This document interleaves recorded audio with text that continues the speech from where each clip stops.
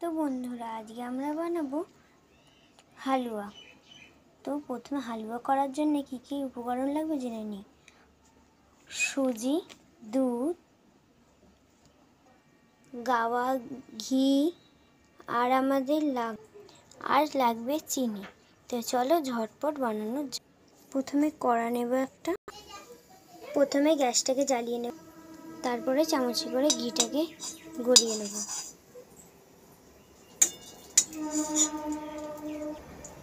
ঘিটা আমাদের গলানো হয়ে গেছে। ঘিটা গলে গেলে আমরা দিয়ে দেবো সুজি। এবারে দিয়ে দেবো পরিমাণ মতন সুজি।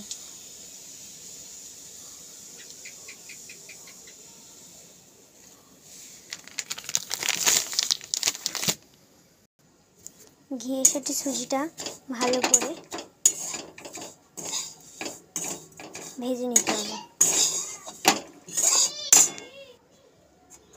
সুজিটা একটু লাল লাল হয়ে গেলে আমরা এর মধ্যে দিয়ে দেবো লিকুইড দুধ।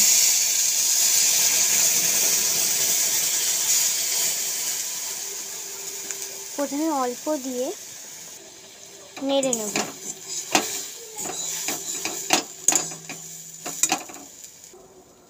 তারপরে আবার একটু আমরা দুধ দেব।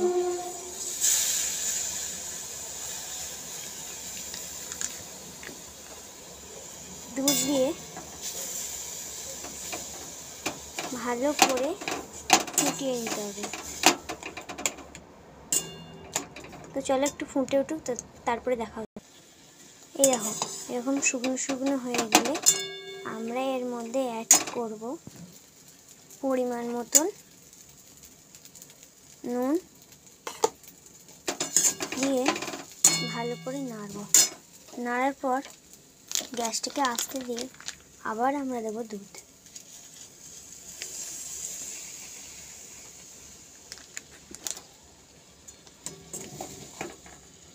তারপর আমরা আবার নাড়ব। এবারে আমরা এর মধ্যে অ্যাড করব হচ্ছে চিনি। চিনিটাও তোমরা পরিমাণ মতন দেবে। আমি এখানে চিনিটা দিয়ে ভালো করে ফুটিয়ে নেব দুধটাকে।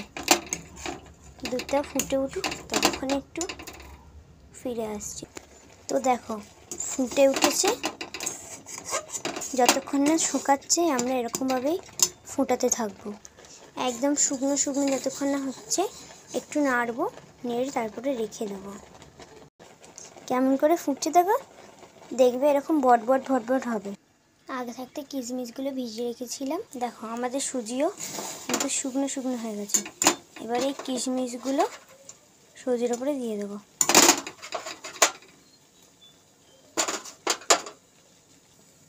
ভালো করে এবার একটু নাড়লে আমাদের সুজির হালুয়া কিন্তু রেডি। চলো